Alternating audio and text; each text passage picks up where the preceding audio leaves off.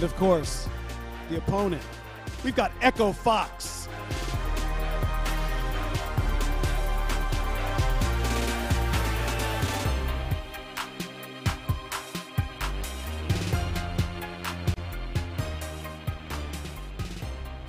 So, back in the pools, on the main stage, how you feeling?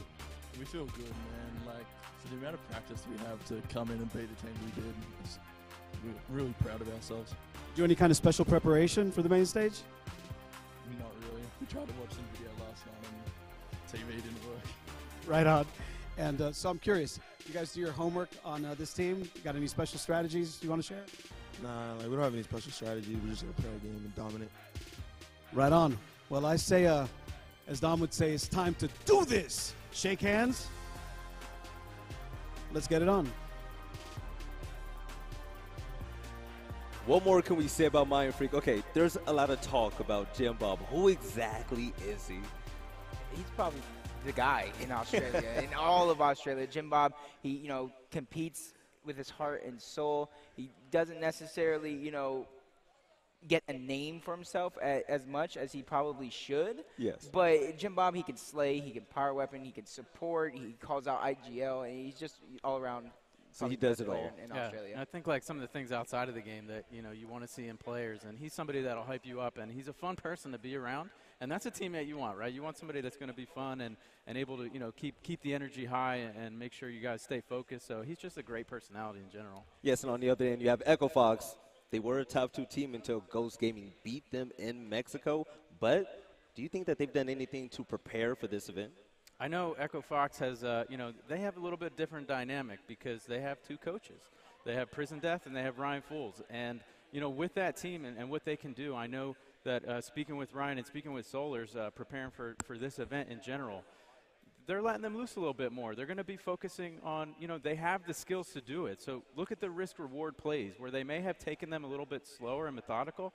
They're going to push you. They're going to play to their advantage. They're incredibly skilled players, the best in the game, and we're going to see a little bit more out aggression from them. Yes, as we take a look at our map bans and picks, first map will kick off on Harbor. We have Lift and Tiebreaker, if needed, will be reclaimed. Trooper, what should we expect? Well, I think coming out here on Harbor, right off the bat, you're going to see on these initial fights, right at the winch, you're going to want to control that middle part of the map to overlook a lot of the angles that you're going to have more of your opponents tacking in. Once you start the first round and get that position, since the respawns are so tight, you're most likely going to go to that 3 cap, especially on a map like Harbor that's so open. A lot of people are going to be making some pretty important rotations early on in the game, right before more of the power weapons come into play. Yeah, so with the #1 Australian team going against top 2, top 3 in North America, what should we expect from this matchup? What are your predictions? I mean, it's going to be hard to predict for Mindfreak to win considering, what they're going up against in Echofox. But I do think if Echofox slept on them just a little bit, we've seen this happen time and time again where the team comes out, wins the first map, and then they have all the momentum going for the rest of the game. Okay. Trooper? I think for this game, it's pretty much going to be Echofox for the most part. I mean, I do have a lot of faith in Mindfreak, but at the same time, Echofox, like they said, they're coming here, they're just going to play their game, and they know exactly what needs to be done. I want to see Mindfreak just come out with confidence here, and Echofox to me is like they're like the Patriots in Gears, right? I mean, they're just so prepared, they're so disciplined, but everybody can take an L. You find that way and build your confidence, and Mindfreak got to show up this morning, got to. Well, it's possible. We saw upsets yesterday with Rise and Ronin. Yep. You never know, like I said, any given Saturday. But I say we learn a little bit more about Mindfreak. The best thing about Mindfreak, I think, is our determination to win against all odds. We've come into this as the underdogs. We know that. We come from the weakest region. We go against adversity. We always try and better ourselves as much as we can in every tournament. But we want to show that Australia can bang with the rest of the world.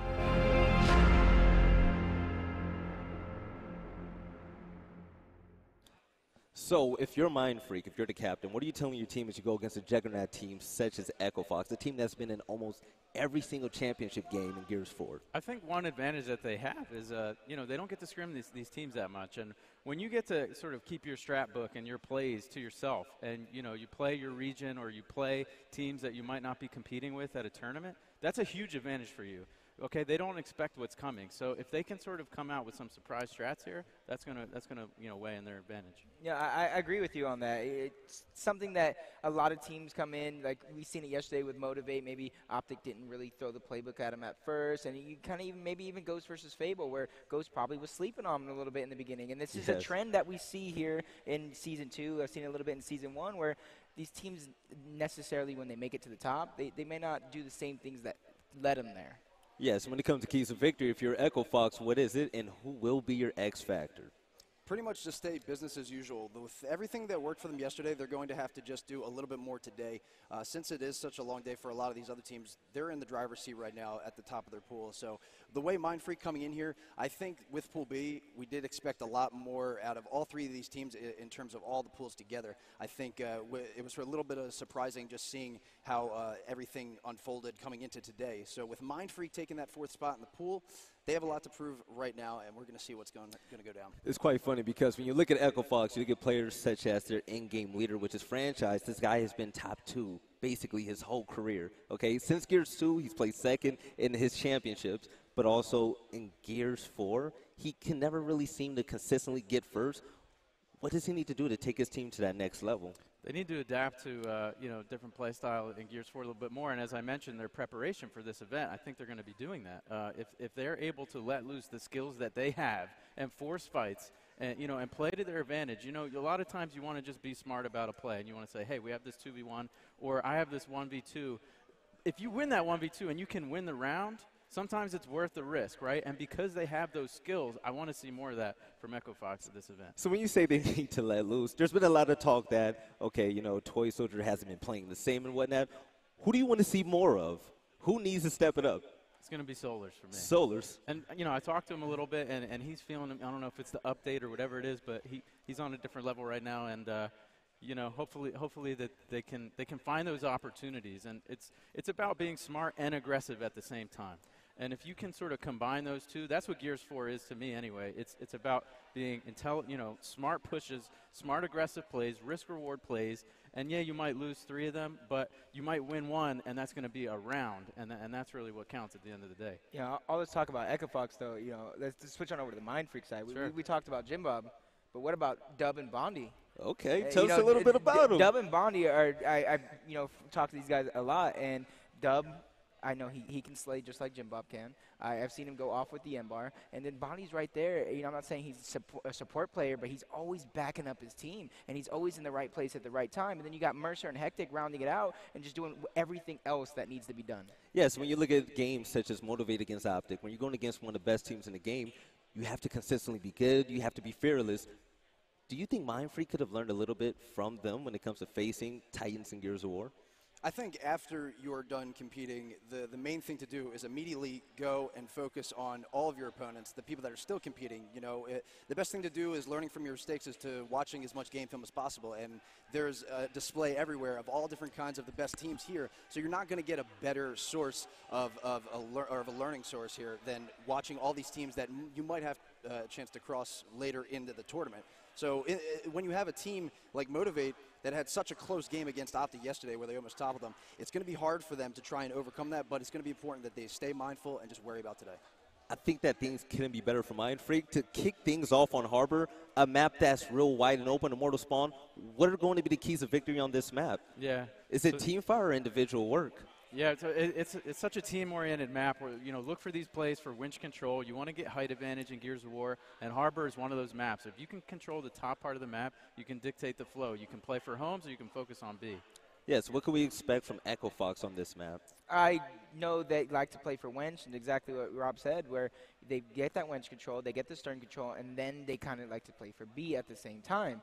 And that's usually what the standard strat is. Once you get that wench control, you're able to rain down on B. So usually what teams are going to do is they're going to get the wench, and then they're going to move for B. It's usually so hard to go for B without that control because, let's say, for an example, Echofox has wench control, Mindfreak has B. Echofox is going to be able to just angle them out and then slowly but surely get those kills. Yeah, and it's going to be important for Echofox actually to get as many of these power weapons in their possession as possible to dominate this game and keep dictating that flow on Harbor. When you have a team like Mindfreak coming in here, they're going to want to try and dictate what they're going to do later in the game by switching up the power weapons well out of the ordinary. Yes, with day 2 underway with the Gears Pro Circuit, Las Vegas Open, we're going to kick things off with Echofox against Mindfreak. Trooper, PR, take it away. All right, here we go. Escalation on Harbor, as you can see here. It's going to be very important to take control of this top side of the map. PR made a great point there. It's going to control everything that your opponents are going to be doing coming out of the spawns, and you're going to want to make sure that you can force them into areas that they might be a little bit less comfortable. Here in the early going, though, as we begin on this game, 10-second respawns, no weapons, straight up initial fights right now. Who do you think is going to come out on top, PR? I think that Echofox on the book should come out on top, but like I said, if Echofox is sleeping on Mindfreak, they're going to be able to hit him back, in the face. But if we look at this overhead map, we're going to see very standard strategies. 3 to the boat, 1 tapping hill, 1 down low. We're going to jump on board, dubbing up right here. He's going for this winch. He throws his smoke force off. Better smokes by Echofox, and they actually get his first blood. Franchise taking out Dub, and he's actually going to follow it up with Solar's getting a kill on Hectic. Praise finally going down, but the damage has been done on the side of Echofox. Mindfreak trying to do what they can. Mercer going down as well, so Echofox starting off strong. Yeah, that side of the fight where the wench is so important. It looked like that Mindfreak actually had that right-hand advantage, but Echofox was able to get the best of them by utilizing the smoke perfectly right there. So now we're following Kyle to make his flank all the way around to that spawn hill now on Mindfreak. He's getting behind as he throws that smoke in. It looks like that he's stunned a few more members. He's able to pick up a lot of support fire from his teams, and it looks like they clean them out quickly to pick up the trip stab domination and take this first round. They are showing they didn't sleep on Mindfreak, as normally teams might do for some other regions or just lesser known teams. And so great first round by Echofox. They got that first initial kill, which paired it with another one. Even though somebody did get taken out, the damage was done. They used their numbers, they get numbers, and then they immediately put pressure. And that's something you don't normally see from our lower tier teams. They don't know when to turn on that switch and to just push to the other team's side, because they're on respawn. 10 seconds, especially if you're on boat to their hill, 10 seconds is a ton of time to get into position. Absolutely. And that initial fight at the wench, it was very interesting with Mindfreak having that advantage on the right side. But actually backing up a little bit, Echofox forcing multiple players, actually giving them the advantage in that top of the point. So it forced them a little bit back into a fight that they really weren't ready for right off the bat. And as you can see, they took a little bit of time to actually, most of the time they could, to put the first weapon down. It looks like double hammer burst is going to be on the map right now. Do you think there's going to be anybody specific that's going to be utilizing this the best for the team? Probably the home hill for each player, which is probably going to be, I don't really know who caps the homes. It's Jim Bob versus Kyle. Apologies for that.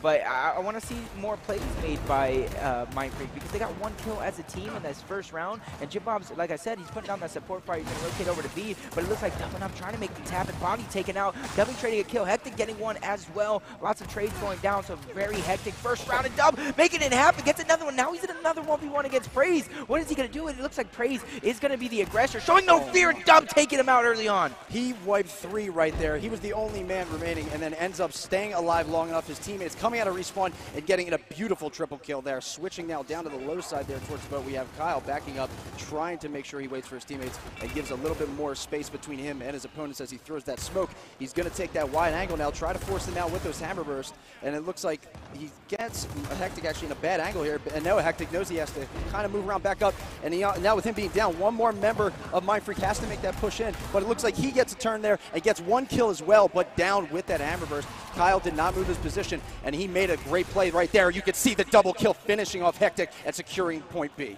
Great plays by Kyle to make something happen out of nothing right there. But if with the hill being decapped, it's going to be Echofox or Mindfreak, the only one getting points, but Echofox with 2 kills in their favor, and they're looking like they're going to try and angle out and play for C as well. So possible triple cap coming out on the side of Echofox, but as I say, that A is also being decapped.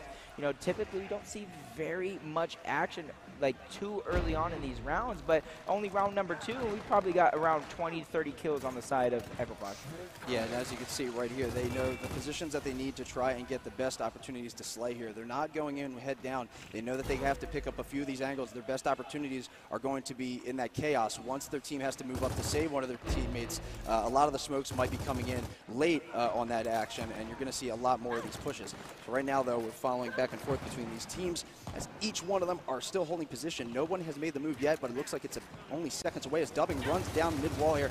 He's trying to make a push, but he has to get out of the way, somehow surviving with his life as he's getting away from that Lancer fire, and now taking a wide angle here, waiting for that push, and he knows that he has to back into that C-hill actually right there before the trip cap went up for Echofox. They were only a few moments away from stealing that, but with a couple more down for Echofox, Mindfreak looks like they got the bearings back. Yeah, but if you look at the score, it already looks like Echofox has an opportunity to win off one, even though B is being decapped by Mindfreak, and they even pick up a kill on Praise, but they need to start gaining momentum, and they need to start pushing forward. If you look at the map right now, you know, Fran and the rest of the members of Echofox are all at C, so another hill being decapped. If I'm Mindfreak, you need to make sure that you just be aggressive. Just make sure you get in the face of Echofox, but you also got to make sure you're winning the shotgun fights. As you see, Mercer's already dead, respawning, so this is going to be a hard push for Mindfreak. Yeah, right here, Jimbob's going to have to hold that B position, and putting in those shots that Bondi can actually make the finishes on those kills. He's actually very smart now to make the push-up as soon as he did. Perfect timing to save his life, but I don't know, is one member of Mindfreak actually going to be able to get into that circle before the 200? It looks like here comes that push that they're going to be trying to make with the smoke coming in. Multiple members down, and now the trades are coming back and forth. Hectic picking up a kill, and with Toy in the madness here, almost surviving, getting taken out as well.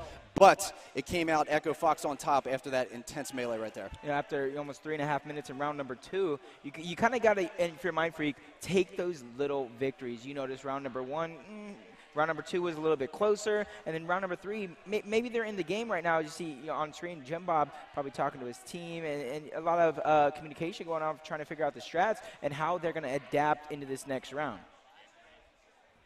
Yeah, we have actually, you know, with a lot of teams that are going through open bracket, even for example, or teams that make into the pool play, they have to worry about when they do scrims, you know, try to scrim the top teams as much as possible. You know, that's the only way that you're going to improve, see anything different that you're not used to seeing in your usual gameplay or the opponents that you end up fighting. Yep, and you know, you see Mindfreak, I want to see them take control of the game with their weapon placements as well. If you're going to be losing these rounds, you got to put something down that's going to get you into the game. You saw the first round hammer burst. I'm okay with that because it's something standard. You put a support weapon on the side and just make sure, you know, you don't dive too deep into what happened on the first round. Because, you know, something simple as, you know, a bad shotgun fight or something like that, you know, you don't want to throw down a boom shot over something like that. Absolutely. I actually expect them to come into this next round, probably put something down more to utilize like nades. I think that might be the next step for Mindfreak to try and spread out this game a little bit. We're going to see more confidence from Devin. Now I'm going to see more confidence from the rest of the team like Devin had. That was a beautiful play. That was beautiful. I'm going to see the rest of the team step up in that sense. Also, I'm going to see more team fire introduced because these guys, they're not scared to push these fights. But if they can get on the same page and shoot for each other and let Dubbing absolutely go off like he did in the second round, that would be beautiful. And that shows a lot, actually, about Dubbing. When he's put into that position, being the last alive and able to pick up that triple kill with so that high big. pressure, So that's going to big. just tell you what he can bring to the rest for the rest of this match. Oh, You're yeah. going to need his team, though, to follow suit, and I expect him to do that. Oh, yeah. But on the Especially, you know, Praise was actually being the aggressor when that 3-piece. Praise was the one making things happen for the team for the most part, but then all of a sudden you see Dubbing up, not afraid to go one-on-one with Praise, and he actually took him out in lieu of that 3-piece. Yes, but on the end of Echofox, I mean, it's pretty much business as usual. The team fire is on point. I think that this is extremely important for them moving forward and gaining that momentum in this tournament. Your thoughts on Echofox? They're pretty upset that Mexico had happened. How do you see them progressing in this tournament?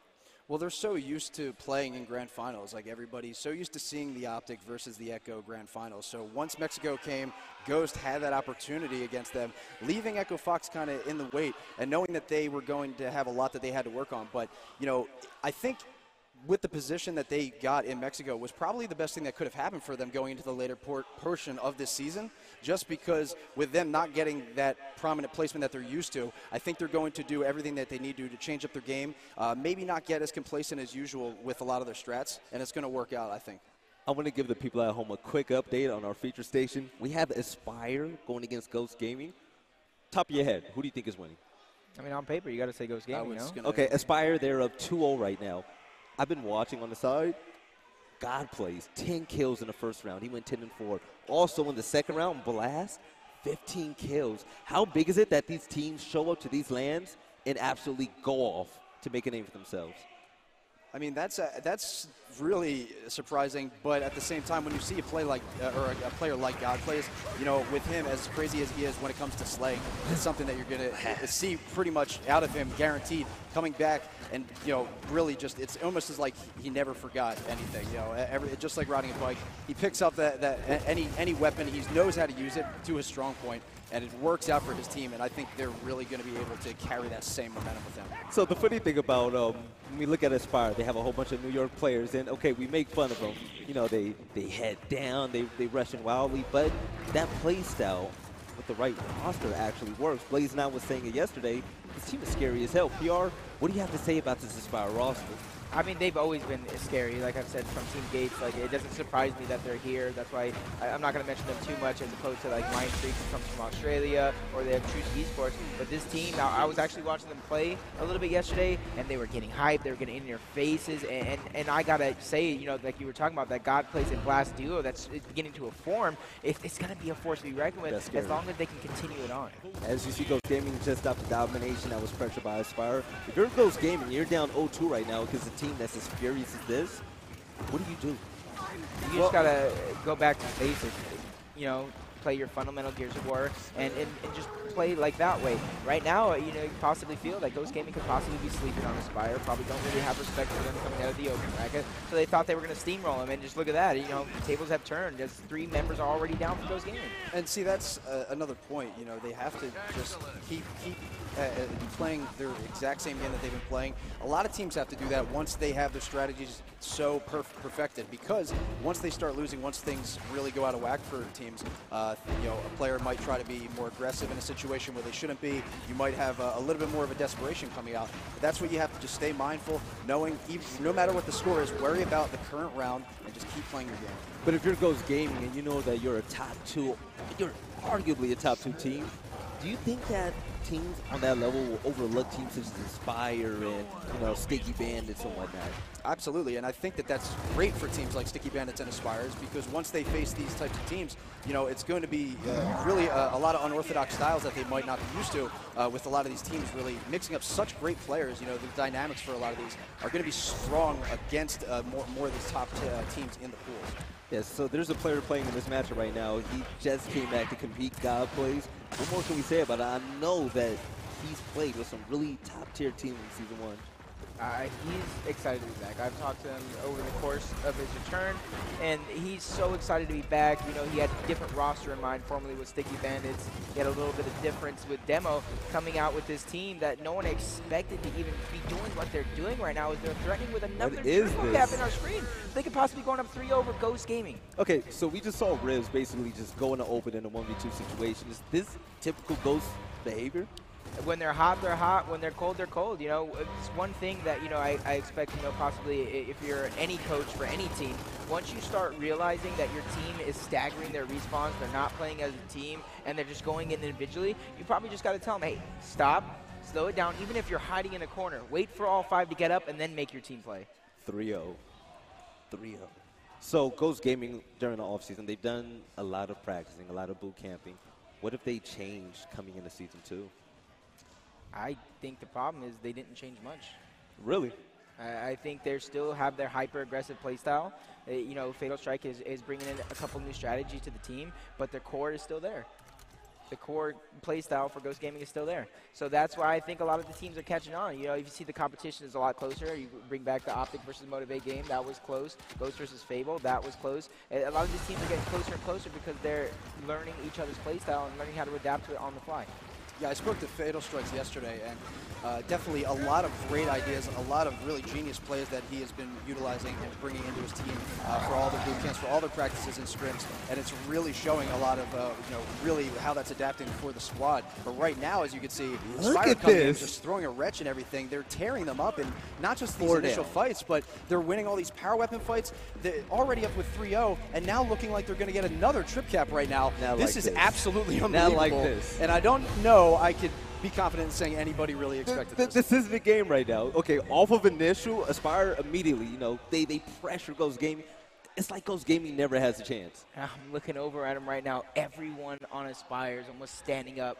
Let's go. Letting Ghost Gaming know that you shouldn't have slept on us because we're going to wake you up right now. They might as well play the rest of the game all standing up at this point because they are getting hyped up over there right now with this 4-0 lead. This is absolutely incredible for them to come into Saturday, start off so early on, so hot. It's really going to have a lot of teams trying to think like, man, I don't know if we're going to have to cross their paths. What do we have to do differently?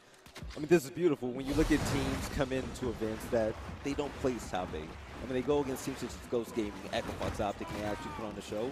That's big because you never know when you can go to an event and your team is going to go off. That's why I stress to people. Go to events. Make a name for yourself. My first event, I played with our analyst, Immortal Swans. We got, what, 18 players? 18 players?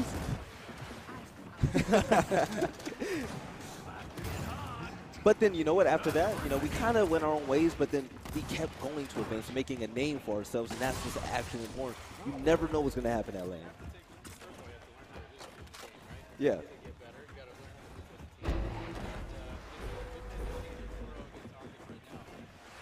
Ghost.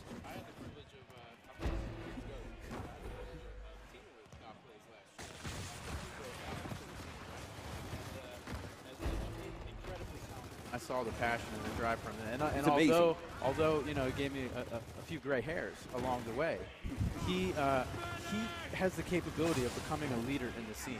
To me, you know, he learned so much, and I saw him develop last year, and the team that he's, you know, compiled here, you know, Godplays can be a leader and really succeed in this circuit. So I'm really happy for him, excited for him. You know what I admire about Godplays in this? A lot of people have egos. They say, okay, I've placed this before. Why would I want to team with you? You've never placed top 8. Godplays came to this event. He's playing with Aspire. A bunch of randoms, essentially. And these guys are taking Ghost Gaming, you know, down right now in the first map. It's pretty big that people are able to put their differences aside and, you know, their ego and their pride, team with these guys and actually go off. What does this say about the underground community in Gears of War? I think the underground community has always been talented. And even you have so many players talk about recycled talent, they're picking up the same players over and over again, and I need my shot. Well, guess what? Why don't you just take that shot with somebody else who's claims they need a shot? And no one wants to team with each other. They just want to jump to the next top team. No one wants to work for it anymore. And that's something that you got to admire about Godplays, working his way up the ladder, showing that I'm a force to be reckoned with. After having, you know, to come back to the game, he's doing it all over again. So that's something that you can take from Godplays, anybody at home. Just play with who you feel confident with and build that team, build that chemistry, and then you can come in, make pool play just like Godplays. And it's really as simple as that. You know, winning a Gears of War is really just comes down to a formula. Like, you need to know exactly, every team has that main slayer, they have their support players, they have their shot callers, and once you can find what your strong suit is and just lean into that curve, you can find, really, it makes it a lot easier to pick where you're going to need to fill in those gaps in your team and know what pieces that you're missing of the puzzle to bring it all together. Yeah, team building is such a unique thing in esports, and you know, at some point in your life, you realize you have the skill and you want to play with people that have the same goals as you. You want to play with people that, you know, want to win with you, and if you find yourself playing with your friends and they're just not willing to take it to that next level, you know, it's a tough decision, but everybody at some point has to make it. And you look, you know, I gotta play with these guys. They want to put in the practice, they want to grind with me, and you really got to play with people that have that same mindset. Yeah, absolutely. Right there, that was a really risky play with that pickup in the center of the map on the boom. I thought there was actually going to be multiple members of Ghost going down, but only there was a trade-off in that process. I think the boom's still on the ground, and you can see this fight now coming out for it as Ghost winning that last round, finally getting on the board, and it's setting it up now for them to bring in a big comeback here, which I don't think Aspires is going to leave their foot off the gas quite yet. Okay. So we're going to see what's going to come down right now. But you saw what happened yesterday with Faber. You saw what happened yesterday with Faber. You cannot count this team out. If any team were to come back, it'd be Ghost Gaming. Yeah, I can't doubt that. But with the way Aspires, you know, starting off so early right now, obviously Fable doing the same thing. You know, Fable needing to get a little bit better at closing a lot of those later second half rounds. Right now, going into the second half, we're going to see literally right now, from here on out, how Aspire is going to attack that and see if they can do something differently. I just want to say one thing after watching this match so far. I need every one of these players to go into a private lobby and practice some boom shots. I've seen some questionable boom shots that it's just like, what are you doing, as you saw it on screen from Red Solid right there, instant kill that you should get with that boom shot, just you completely whipped it. It doesn't make sense because the boom shot can completely swing the momentum of every game. Every game. And you can't whip booms like that. When you have a boom shot for the guys at home, okay, we all want it to stack the kills, but you can take the boom shot for the right moment, okay? Don't use it for the easy kill. Use it to break setups, okay? Use it when you're going for the domination. That's what you have to use it for. Don't just shoot it wildly and whatnot. But your pistol, it's okay. Don't rush it. But how important is it to capitalize on power weapon gameplay? Yeah, I mean, you know, one thing, especially with the boom, is, you know, that should be 2 kills, and those are guaranteed kills. And another thing about the boom shot is that it can move your opponent. If you just show it, you don't even have to have rockets in it. If you just move the boom shot and walk around with it, yeah, and you're just like, you know, positioning yourself in the map, and you're sort of just showing it in the middle, clicking it, you know, it definitely can scare some people away, and you got to think about that sometimes, especially if your opponents aren't, you know, keen the fact that you have any more in there. So, who the hell would have thought a Spiral would be a 5-1 against Ghost Gaming? You know, making a statement. As we heard yesterday, and it's true for Ghost Gaming, you know, their biggest enemy is himself, and they can't take these losses, or they can't really fall behind. They just have to focus round by round. The team is so good on paper; they are so talented. They can take a championship, but they can't, you know, they can't fall down. You know, of course, everybody's going to drop some rounds here and there. They just have to stay focused. Don't do it to them, blast. I think Ghost Gaming needs to trip cap this round. If they can't pull that off here, Aspire might run away with this map. This is going to be the best opportunity to come back, and as you can see, they are only moments away from that happening. This is going to be their opportunity for the biggest momentum swing of the match, but right there, only 1 second away, you had members of Aspire perfectly timed coming out of spawn and able to make that push to finish off that kill and actually win that fight and then continue on in this round. I'm going to disagree with you. I don't feel like they need a triple cap. I feel like they need a hard-fought win to get their teamwork in line, because right now what we see a lot of individual pushes. We see random 1v1s. They're not playing as a team like we saw in Mexico. So going for the triple cap, I mean, it sounds cute, but they need to get their teamwork in order. They need to team fight more and play for each other, because if you're taking a look at Spire, they're wolfpacking with shotguns. You can easily counter that, okay? So Sleepy needs to send his team back and Fatal and say, okay, listen, we have Speedy Rushes, we have Identities, I'm Sleepy, but we also have Lance. We have to shoot for each other and play for each other. A team that plays for themselves like that. I mean, Ghost Gaming, they basically plays top 3 all the time with individual skill, but it's teamwork that really takes us to the next level. One thing I want to point out, especially to see if Ghost wins this round, with the weapon placement that Aspire's going to put down, I almost want them to throw boom shot right in the middle. You won 5-1 going into the half with the boom shot in the middle. You're getting it most of the rounds. Obviously, you know, you might not be putting it to use like you should, but you know, that fight is what you want. It's not necessarily the boom shot. You want to force that same type of fight, the same type of strategy going into the round. But you know, where you see them hovering over shock, maybe they're just confident in their individual, or not individual, but in their base level gameplay. Yes, with Echofox on main stage, Ghost Gaming down 2-5 against Aspire. I see this top 3 shaping out here. And is there another team out there that you think can break into the top 3 like E United did? Well, yeah, E United was a great story, coming in and building that squad that they did, and I think that they found exactly the niche and the team that they've been able to take that top spot and overtake off the game. But I really coming into it, I'm kind of was excited to see Fable a lot, pretty much how they played yesterday. And I know with the way that they played, a lot of people might be speaking up more about some team, maybe like Supremacy in the EU, maybe being that new top team. But I think it's way too early to say something like that. Right here, it's going to be just more of these heavy, intense gunfights today that you're going to see, way more than yesterday. I think the aggressive plays are really going to start coming out really quick. Ghost getting control of this round though so far. So maybe the momentum is shifting. Maybe they just had a slow start. Like I said, sometimes you typically see that when these full play teams are going against the open bracket team that makes it out. It's a slow start. Maybe map number 1 isn't what anyone expects it, and then they pick it up in map 2 and 3. But at the same time, you just don't want to lose map 1 for no reason. You don't want to fall into a hole early on in the map for no reason. It's just something like that where you just need to pick it up from the beginning and don't allow yourself to fall into a hole, because if you pick it up too late into the game, all they might need to win is one, as you can see, 2 rounds, and then it's over. Gears War is the biggest game when it comes to momentum. We saw yesterday with the game going 3 rounds straight to the Fable. I mean, you really cannot ever count a team out. You can't allow to give up meaningless rounds, because that round that you lost can give other teams the momentum boost that they need to just wipe the map. other than Optic Gaming, would you say Ghost is probably the best squad right now, at least in pools, that have the tools that are built for a comeback? No. I don't want to show favoritism or anything, but Echofox, in my opinion, has the most complete roster. You have a great in-game leaders franchise. The guy has been studying the game for a decade. You have players like Praise, the MVP. You have Solars, arguably one of the best slayers in the game. Their whole roster makes sense, and they're team-oriented. So when you have a bunch of slayers that shoot for each other and play for each other, and they understand the game in a textbook manner, to me, their team makes the most sense.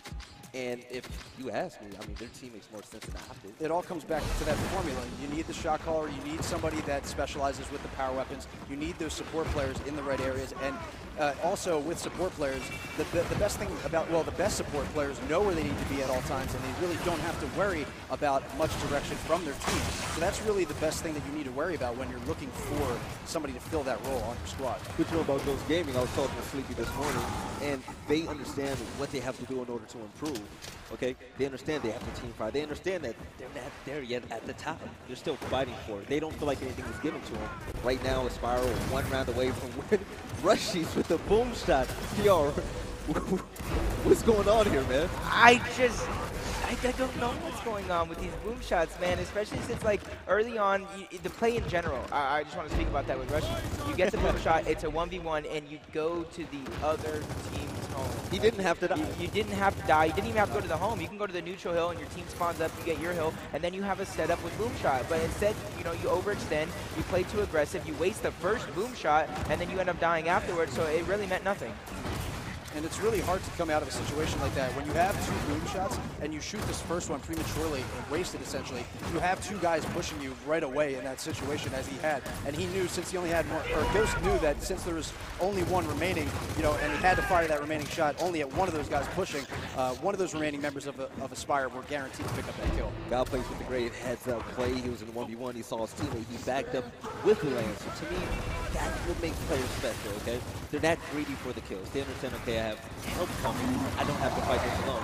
Unfortunately, he was killed, but still, that tiny difference matters in games like this. And I saw a couple of times yesterday where there were teams that picked up the boom shot, shooting it at someone that their teammates are shooting at with Lancers. Instead of pulling out their Lancer and trying to continue that down, they essentially waste a boom shot. So they're shooting where they boom really shots didn't at have everything but the enemy. Right. You know, it's still in this match. 62 Aspires up. It's going to be a long, hard-fought battle if Ghost Gaming wants to pull themselves back in the rest of this map. But, you know, it can be done. We've seen it before, 6-3 yesterday. We've seen, you know, even Optic come back down 5-0. But, you know, at the same time, you just need to start winning your battles, individual battles, and then work into a team effort. Because right now, they're playing really individual. It's just not working out for them. But Sleepy Time with the next boot shot, you know, hopefully he does it better than Rushies, and I think I've seen Repsol do already. See that right there? They're in the 2v2 situation that turned into ultimately a 2v1. Speedy and his teammate, they didn't capitalize on that. They were still split. So that's where the breakdown of communication comes into play. When you see that, especially if you're a veteran player or a leader or one of the best players in the game, you have to call that out, okay? Listen, let's focus on the guy at home hill.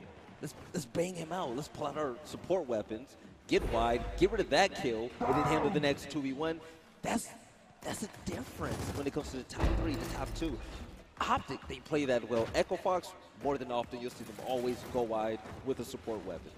Yeah, and you have a guy on the team, say, like Kyle, who's so good with a weapon like Markza. You know, you have a slick guy. Well, yeah, without a doubt. I'm not saying he's terrible to everything else, but with that Markza, you know, specializing with being able to get so much damage in those shots and essentially using it, you know, almost as you know, a semi-automatic rifle with the way it works. You have so many of your team, you know, are actually focusing on one guy when you have a power weapon like that, and you're going to get so many more people down so much faster, break up a lot more of these fights that you run into. 3 seconds away from winning this round. They have to go ahead and pick it up. PR, if they lose this one, does that hurt Ghost Gaming in any way? I want to say yes, but at the same time, no. It all depends on how the atmosphere is after the map. if Fatal Strike can bring them back into it, if they're, you know, it's a hard-fought battle, maybe they can bring it back 6-6. If you lose around 13, maybe it's not as bad since you know you put yourself in a hole. But, you know, it's kind of hard to tell right now simply because we didn't even expect to see this. You know, and if this ends up if going into Ghost's favor the next few rounds, that actually might be if they can't finish off that final round, that actually might be Aspire's best chance to win this, because the way they started so hot, winning this fight so fast, all they have to do is come out in that round 13, do that one more time, and they have it wrapped up.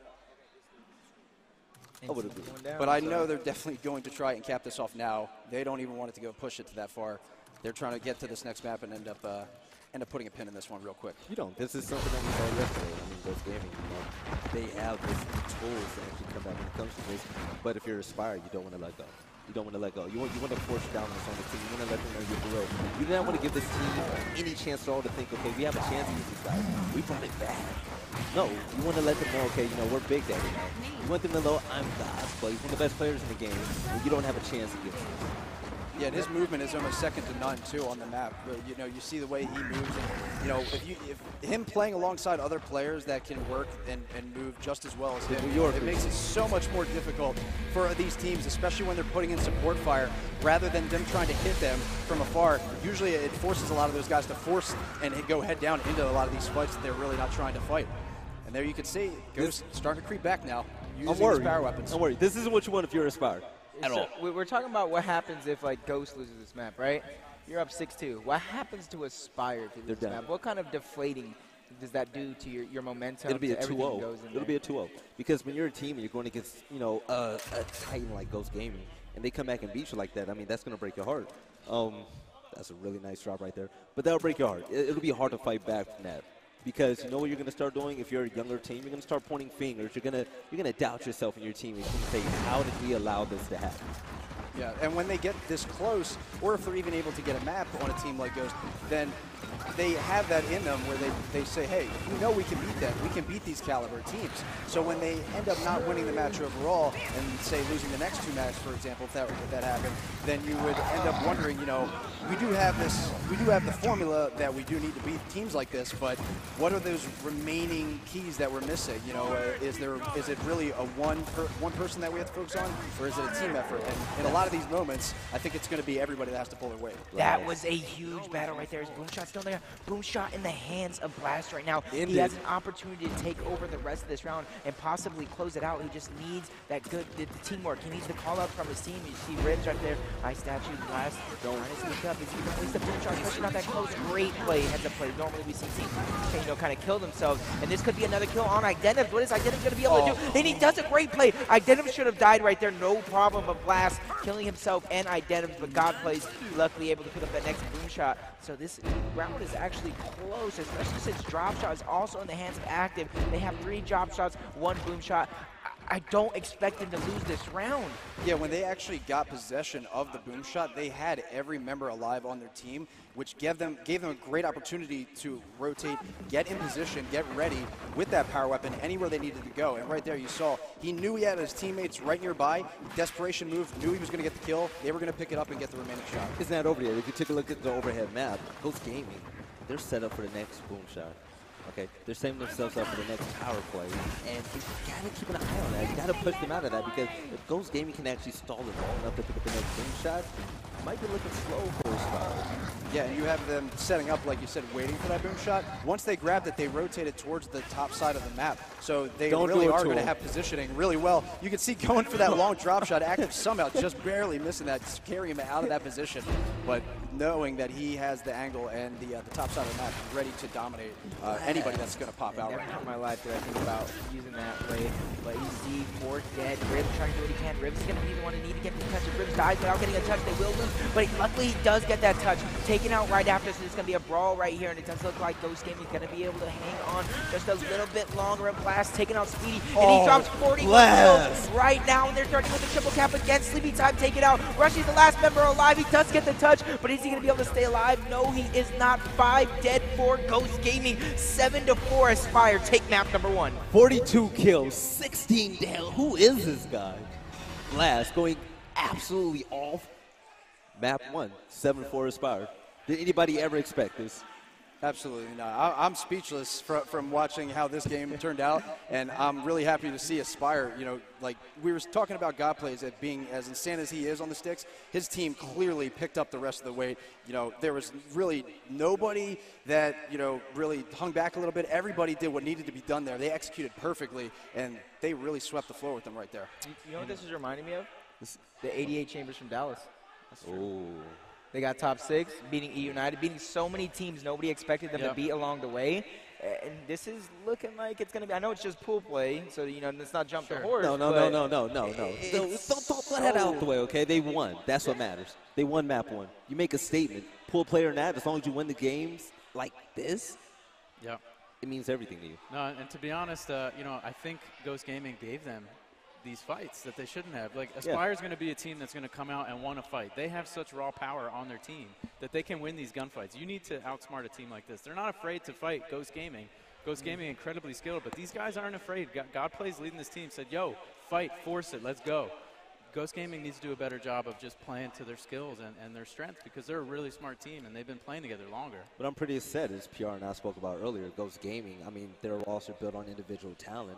But when you look at what happened first map, Ribs was out of place, something you don't see from Ribs often. You saw missed boom shots from players like Rushies. Those are opportunities that you have to capitalize on. You have to play together as a team and capitalize situations when you have power weapons in play.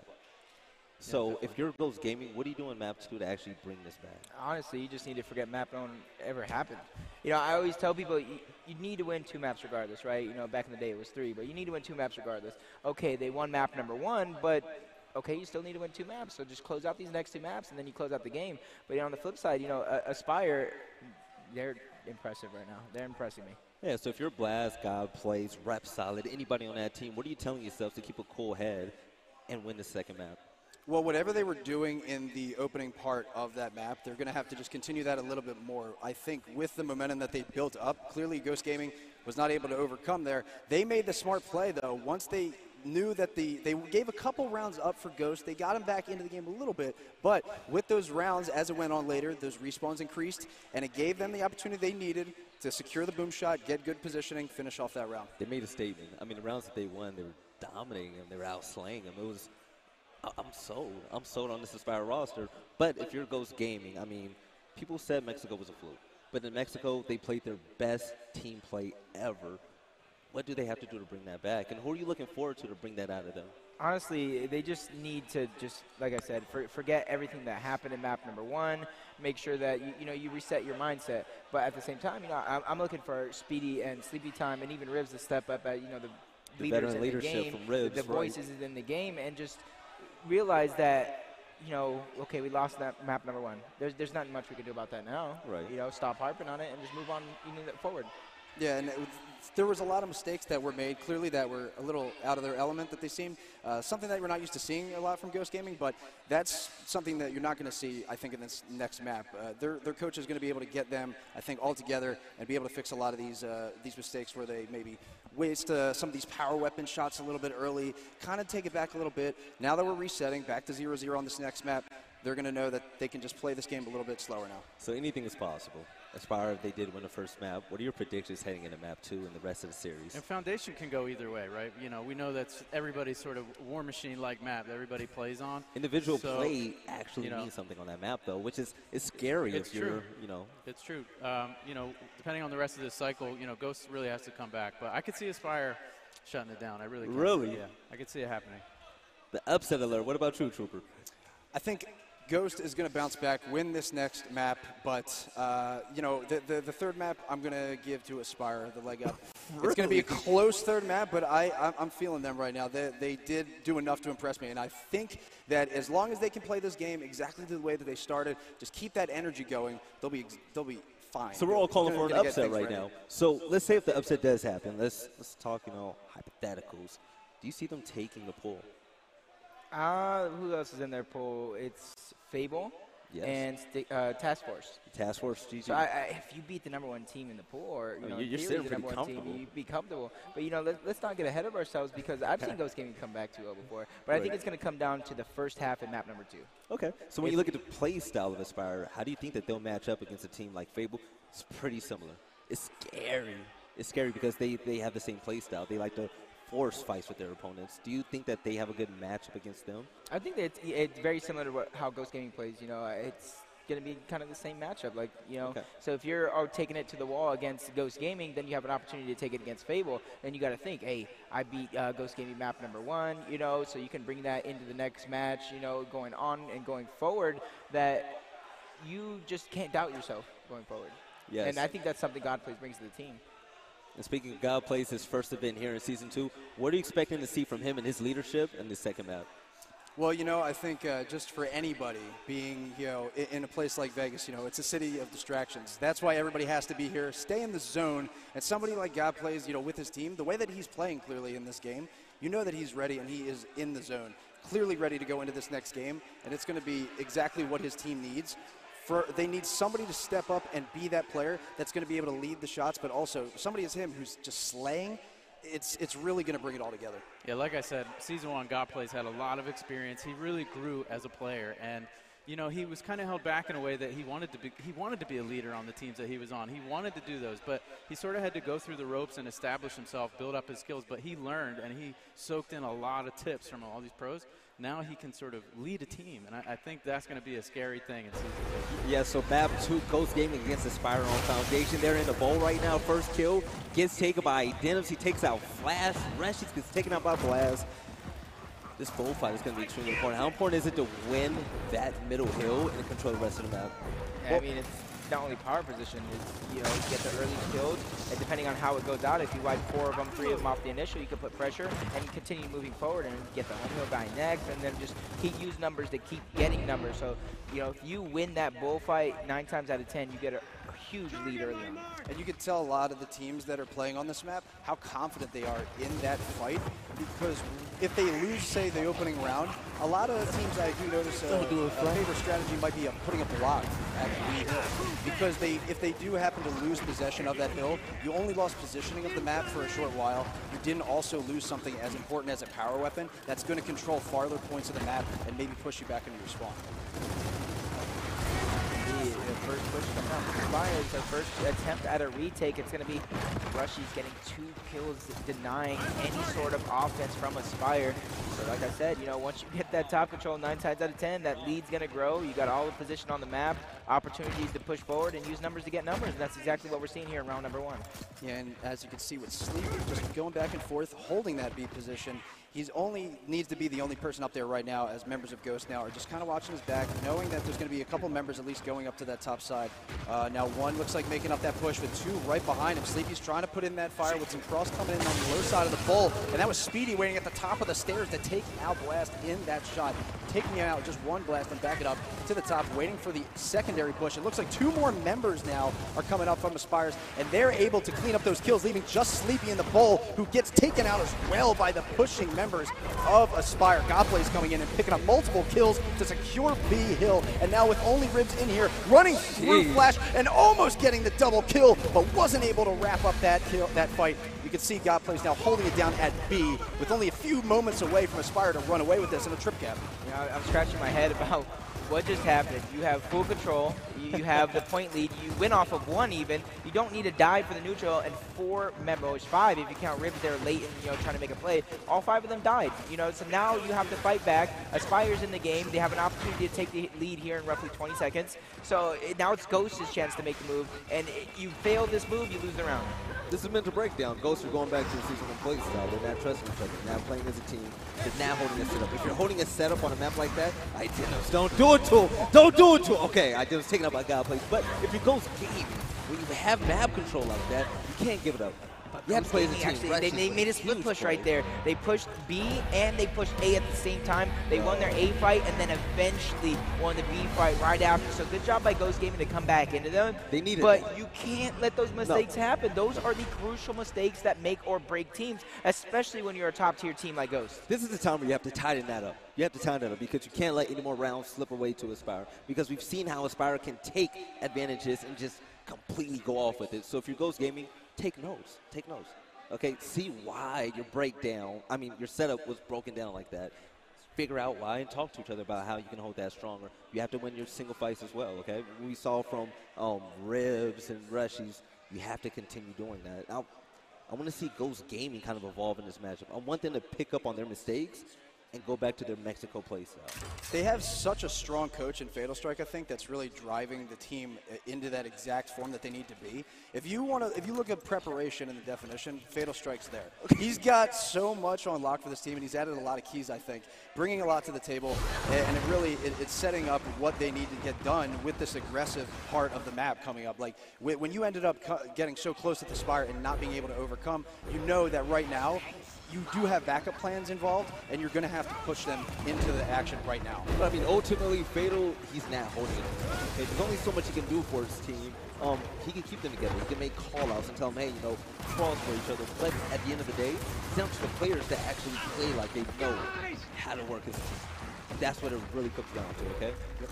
Absolutely. You have when you have the formula coming together, like when things collapse, you need everyone to just hold their ground. It's really as simple as that. You need everyone to not get egoed out and really just make a desperate move. You don't want somebody to just put the game on their back when it really doesn't need to be done, because if you do push a fight that doesn't need to be pushed and get taken out, right away the whole round starts collapsing, and then you start to second guess yourself in future rounds. You know, one thing I've always said, nothing's scarier than a team with nothing to lose and everything to prove. So actually, before this game, I went up to these guys. They're on main stage, man. You can see on the screen. And I told them, like, you guys are on main stage. How do you feel about it? Man, they were smiling, they were happy, dapping me up. But, I mean, that type of confidence boost. I mean, these guys, they feel like they're on top of the world right now. They've never been in this position before, except that. Rep solid with the double kill.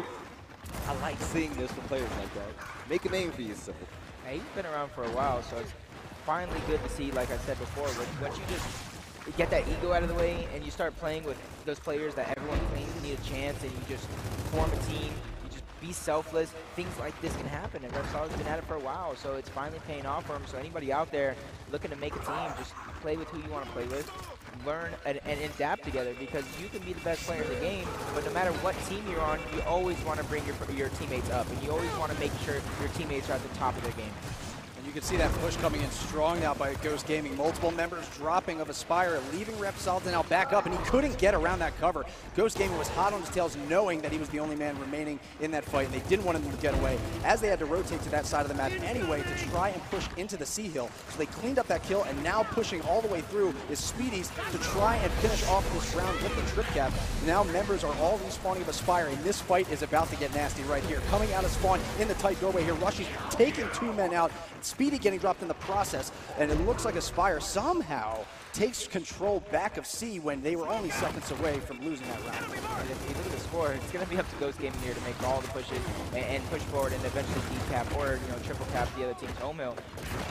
And after roughly 25, 30 seconds, because if it takes too long, it's going to be too late, and then somebody can sneak by, maybe sneak your home hill, maybe sneak B. So you need to make sure not only do you play this aggressive, you wipe them off the map and make sure nobody's hiding. Oh, somebody snuck into the C hill, actually, and there's only a couple seconds now. Aspire is not watching their home hill. They only need to hold that down right now, and they can win based on points, but now Ghost creeping in there and almost snuck in there for another trip cap. But you can see now, if they hold that position, they're going to be able to wrap up this round. And I'm going to harp on it again right there. Just judging off what I saw, I know we weren't on that home hill. That with those rushies going in by himself, trying to make a hero play. You had roughly 20, 25 seconds.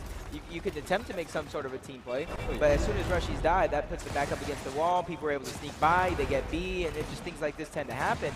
So if you're Ghost Gaming, you need to make sure that everyone's on the same page and making the same moves together. Aspire ties it at 1-1 right now. We're going to go back to the main stage game. Echofox and Mindfreak. Take it away. Yep. And right now, as we pick up here, you can see Frank getting taken out. As we jump right into the gameplay, that was Jim Bob, that main slayer, for Mindfreak, taking him out. So a great start here as we jump into the gameplay to see what Jim Bob's doing now as he's in that lift control room here, down trying to get a lot more of this crossfire to force the team members of Echofox up into that top rock area, closing them off out of the rest of the fights. Jim Bob, though, getting shot from behind from a member of Echofox. That Solar's now moving in, looking like he was going to try and run and head down, but now he has to take this fight a little bit less aggressive here.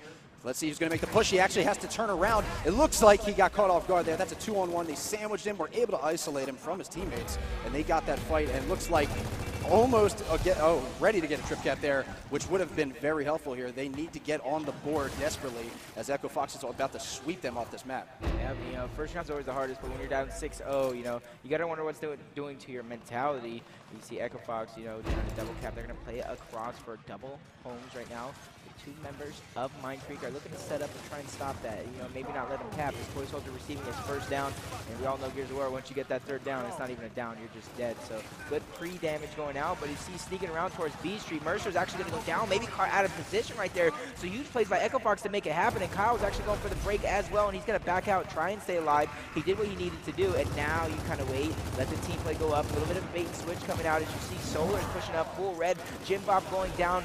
Luckily, Mercer was able to spawn up. These are 10-second respawns since it is a new half.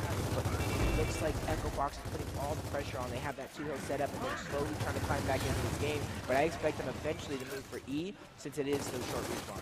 And with these 10-second respawns, I'm actually surprised to see this positioning right now. Mindfreak is backed all the way up into their spawn, and they are not able to get enough of a push out to gain any more ground. So you can see both those home hills well under control now of Echofox, and they're looking like they're just trying to keep them all the way back instead of having members rotate on Mindfreak to that other side, maybe to that middle hill where they don't need anybody. They know they have to send all their numbers right here to these D and F hills. So now you can see Jim Bob up on those top sections of these rocks to get a nice cross with the pistol here, and there's multiple members of Mindfreak as well to try and run in there, but actually they get taken out by pretty much every one of Echofox that were right in position because they are trying to close out this map as soon as possible. Jim Bob, huge plays right there, but they do have the lead still, but they need to continue on it and continue to rack up points. But Echofox, luckily for Mindfreak, you know, Echofox is fully decapped, so they do have an opportunity here to win off of one, but they need to make sure they play for E. I don't know why they're still playing their own home hill, because eventually E will be broken, and then it's going to be all over for Mindfreak. Exactly just that. You know, E is being broken, and now no one's playing for Why it. was only one member of Mindfreak all holding go that to their hill? home? That's what I don't know. And now Echofox is catching up. They're about to gain the lead right here, and it does look like Echofox is going to be in position to close out this map and take the series. And just like that, Echofox really showing up for this game. I mean, just showing exactly why they're leading their pool, and that's exactly why they're coming in here and trying to make a statement to regain their spot in the grand finals where they know they belong. Yep, but on the side of Mindfreak, you know, a team that doesn't normally get practice against these NA teams. This could be a learning experience, although, you know, it was a little bit of a beatdown at 7-0. But, you know, you got to gain something out of that. It's only a true loss, especially since it's full play, if you didn't learn a single thing. Yeah, as we saw earlier from Aspire going against Ghost Gaming, I mean, these teams do have the potential to take a map and multiple rounds off of teams such as Echofox and Ghost Gaming.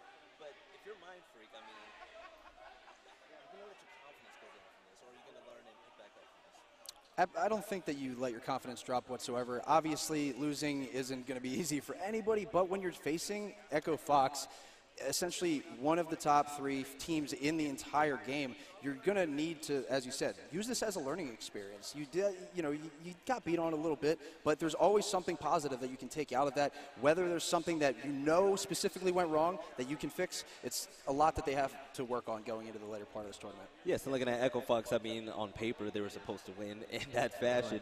I mean, what more can we say when it comes to them placing top 2 again against the likes of Ghost Gaming and Optic? Yeah, I mean, it's all business for Echofox, and we really just want to see them continue this, you know, dominant performance against the juggernauts and Optic and Ghost, the teams that have been giving them a little bit of trouble this season. And, you know, Echofox does have the pieces to win a championship as well. They're just such an amazing team, an amazing skill on this squad. So I really, really want to see them being confident and smart and really put on a show for us here in Vegas. Well, speaking of a show, we have some great matches so far from our UGC Las Vegas Open.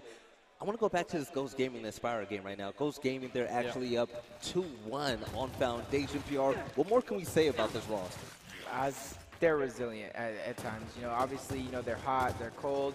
But one thing I know about this Ghost Gaming team is they do have the potential to climb back into almost any game. 2-1 right here. They're almost climbing back into Foundation. It's too early to tell. Exactly.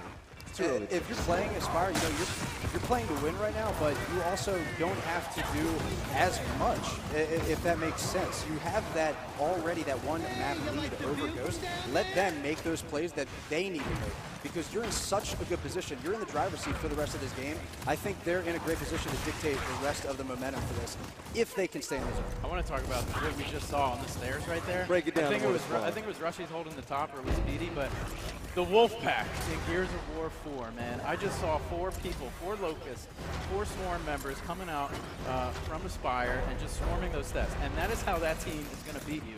They are going to push together, and if you give it to them, if you let them have that sort of number advantage, you know, you're going to let them steal some rounds. You got to run from those. So you know what I see from a lot of AM teams and pro teams when they're trying to break setups? They run in one by one. They try to get one kill at a time. Is that essentially the best way to go for it? Or should they capitalize on this Wolfpack mentality? Gears of War is such a numbers game, and in Gears of War 4, the fact that you can have teammates, you have 5 people, and you can really work together.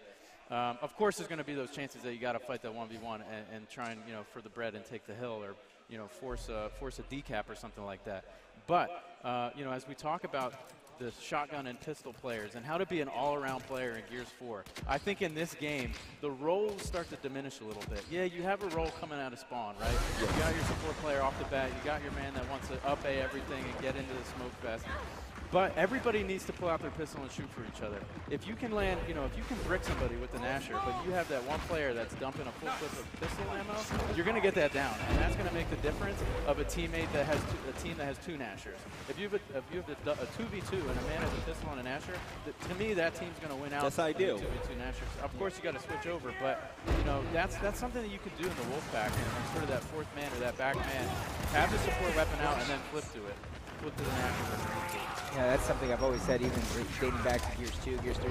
If you can start a fight, and I use percentages now because that's what we use now, but if you can start a fight 100% to 80% every single time, you land that first brick, that's a down, that's a chunk, that's just something a little bit easier, and that's something that a lot of teams don't necessarily think of it that way. Right. But, if you break it down like that, if I'm consistently, with an active, a good shot is typically 80%. Exactly, yeah. And so, 80% is a down if you have 20% damage from your team crossing them. Everybody wants to see the blood and guts everywhere, right? Everybody wants to get that satisfying match.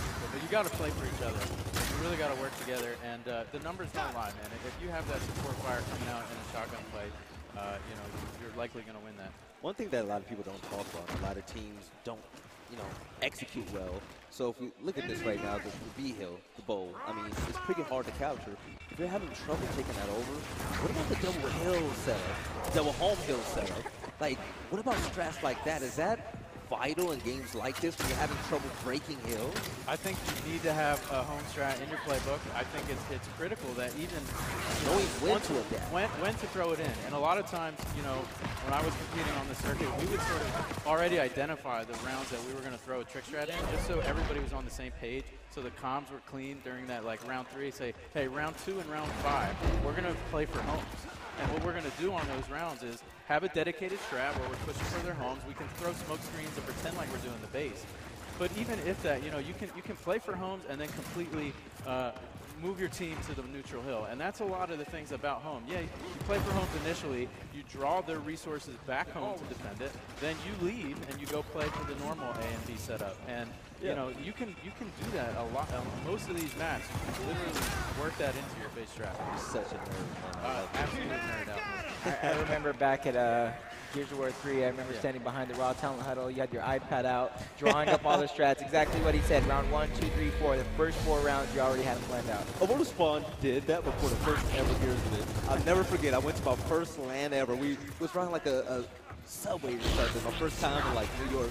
And World of Spawn had this binder, this elaborate binder of every map in the Spawn they were supposed to do. And that's the mentality you have to have if you want to take it to the next level. It's easy to get on the game and say, okay, we go here, and we do our own job. But when you have a purpose to every position that you're in on the map, that really elevates you as a player. And that's why pros are pros.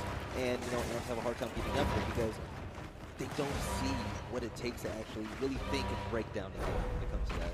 It's more than just getting kills. It's all about rotation, strats, and numbers.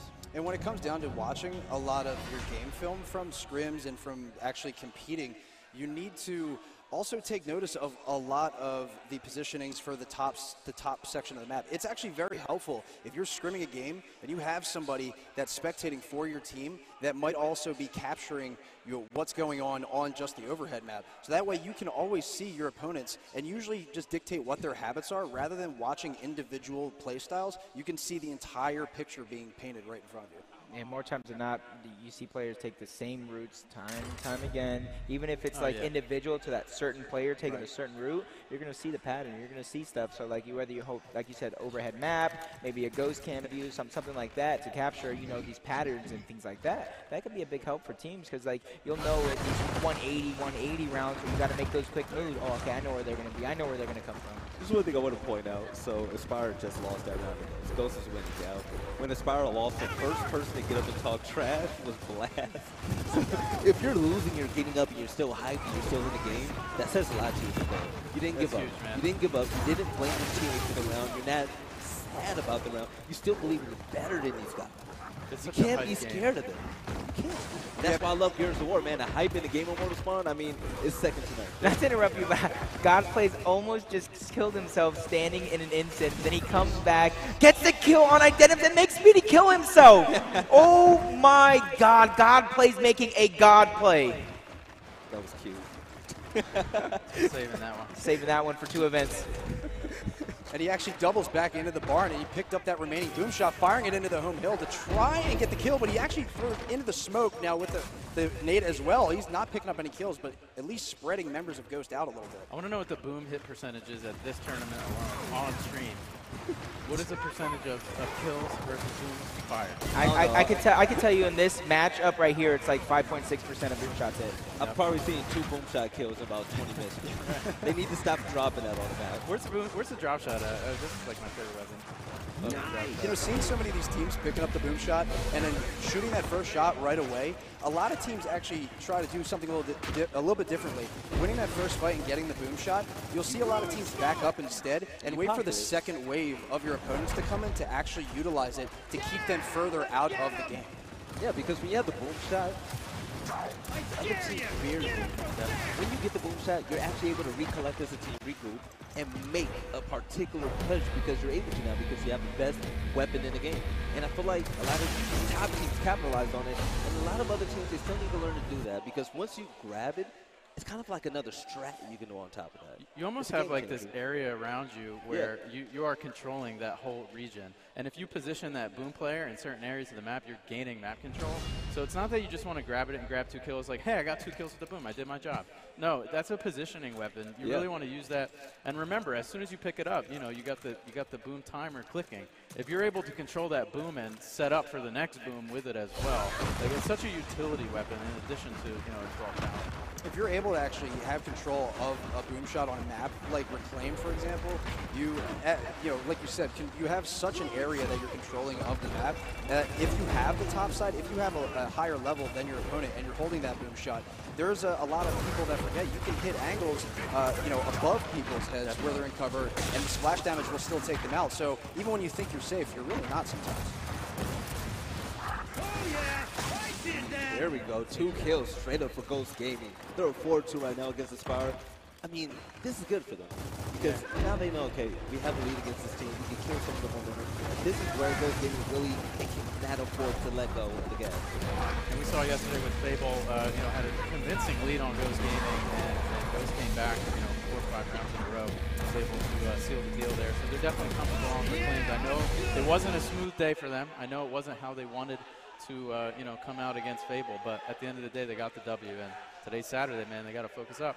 You actually made a point earlier that, Foundation is essentially like, the new war machine. It can go down pretty much to anybody, that really wants to step up. And when you have a team, the way Aspire is playing, where they're rolling 4, sometimes all 5 together, a map like Foundation, that worked so well. It does, exactly. Now with a map like Reclaim, where it's more spread out and there's different levels that they have to worry about and how open it is, it might not be working as well as you can see here. No, that's a great point, True, because it really, I think this matchup is based on the map picks. Boom shot.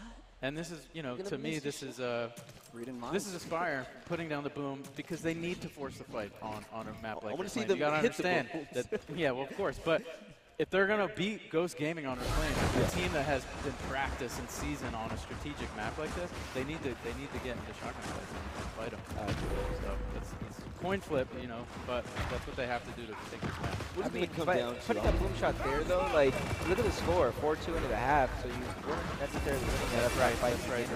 So maybe throw it down low, maybe let another round play out for the second half fight. But, you know, as I say that, it does look like they're going to get control of that situation. It's a 1v2, 1v1 situation. Now Blast has to win this gunfight. He gets taken down by Speedy. Speedy, let him know. Let him know. Yo, so as far as the barn is concerned, yeah, it's like, you know, it's a bang-bang shoddy fight, but there's a lot of little things that go into that barn fight, and, you know, Ghost might have the edge on it. I mean, that's where teams like Echofox accelerates that. I mean, you have to put your weapon down in an area where you know you're going to win the fight. You have to, because if you put it in an area where you've been losing, you know, round in and round out, it's not a good thing. Because you're basically giving the team that just beat you the boom shot. This could be one of those maps where it fell in the rotation and Aspire's like, look, this is going to be tough.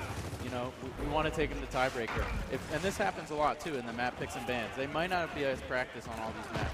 If we can beat them on Foundation, we can beat them on our tiebreaker map. And, you know, I'm interested to see what that map will be. See if Aspire can bounce back there, but it's not looking pretty.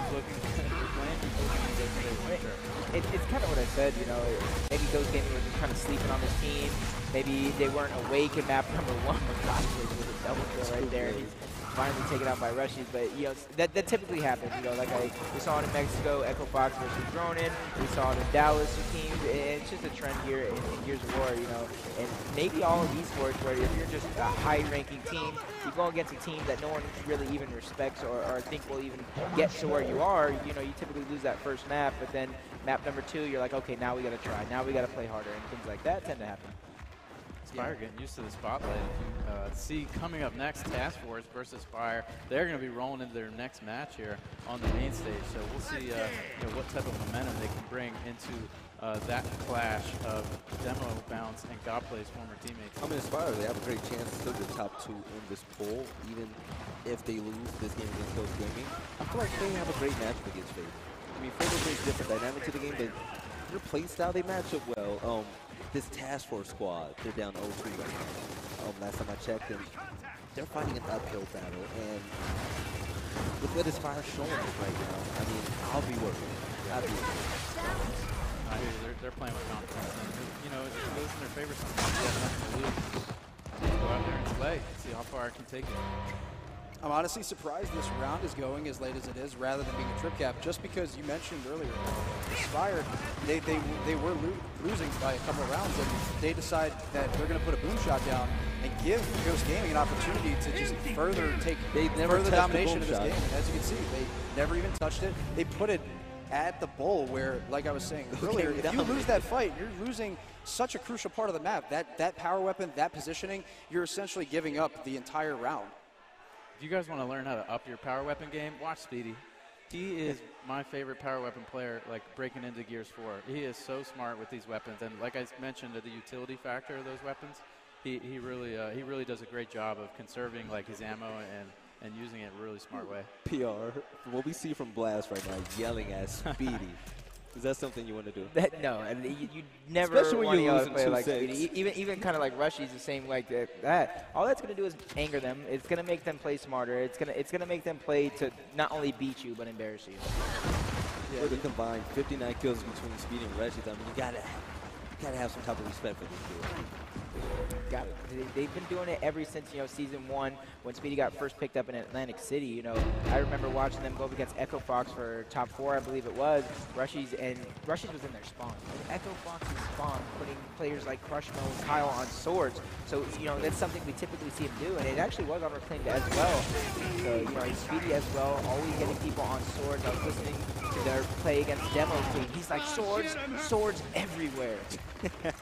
Godplay's getting positioning, though, and winning the fight to get that boom and back out of the B hill. And you can see there he is, putting it actually on his back. Excuse me, now it's DE and F hill. You can actually putting it on his back, making sure that he didn't get surprised running around those tight corners. He didn't want to drop it, but now pulling it out and actually using it on Identives, who wins a fight. Ready to use a second shot here and does get the double kill on Ribs as well, and able to get back into cover so the Ghost Gaming remaining members aren't able to down him with those support fire.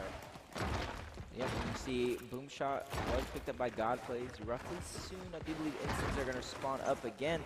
But the thing about where these weapons are placed, they take you away from the neutral hill position. So if you're going to go for any of these weapons, you need to make sure your team is set up to defend if they push randomly, or set up to rotate if they start to push when they're man down because they're going for those buttons. Yeah, and you have teams, playing each other, getting so amped up, and keeping that high energy. When you're winning, when you're losing, regardless, you need to make sure that you're staying in your opponent's head. You have to play 2 different games, in between rounds and while the game's actually going on. When you're actually practicing, when you're scrimming, when you're at home in your own house, yeah, when things go wrong, when you lose a round, you end up just talking it amongst your team. When you're here, when you're live at the event and you lose a round, your opponent stands up behind your TV and yells right in your face. If you can't drown that out, you're never going to get very far on the LAN tournaments. Yep. Stock it up.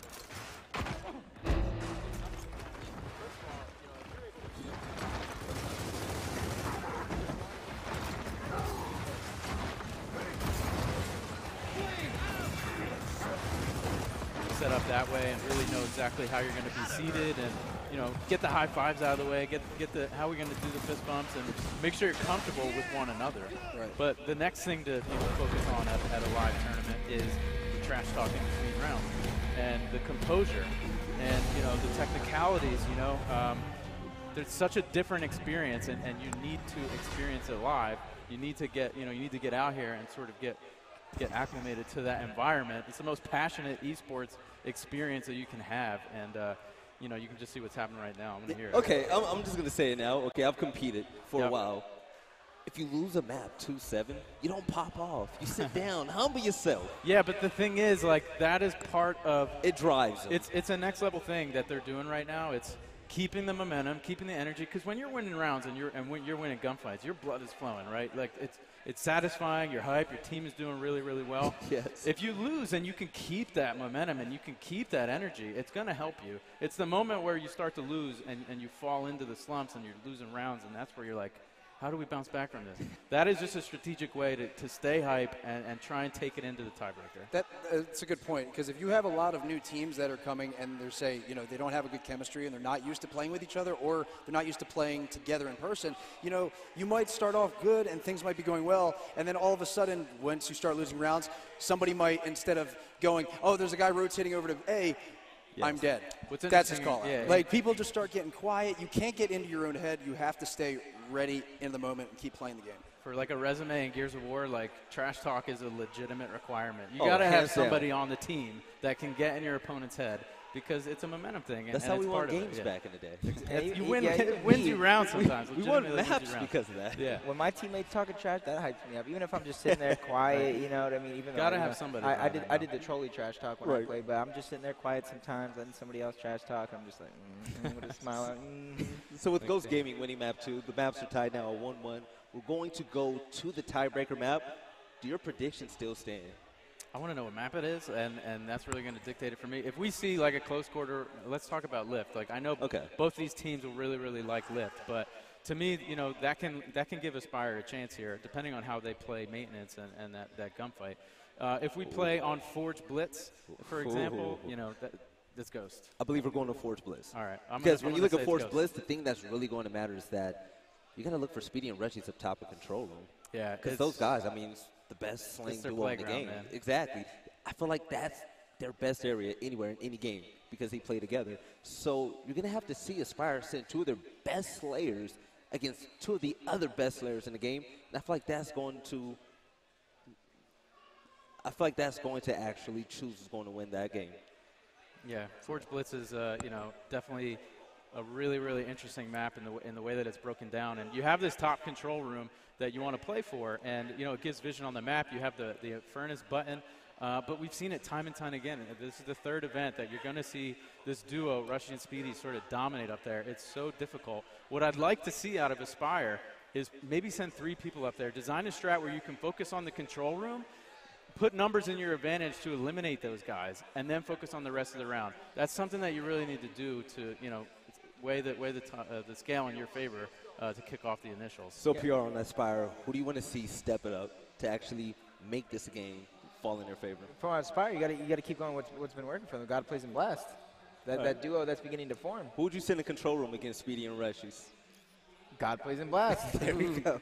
The slaying duo. But at the same time, talking about like different strategies to counter that slaying duo up top of Rushies and Speedy, you know, typically you just throw boom middle. Another body, If you know, throw, nades middle. well, I it's mean, a if lot you of throw a things. boom middle, that's going to force Right. typically what we've seen from every team when a boom is middle, a 1v1 up top, 3v3 middle, and then a 1v1 towards that incinerator. It's how you do off the rotations, but I think that would be a legitimate strategy going into it. I feel like a big strategy that they're going to have to capitalize on if Aspire is unable to win a control room against Speedy and Rushies, I would like to see them block the power weapon in that area. Because if you do that, you take something away from Ghost Gaming that a lot of teams don't do often.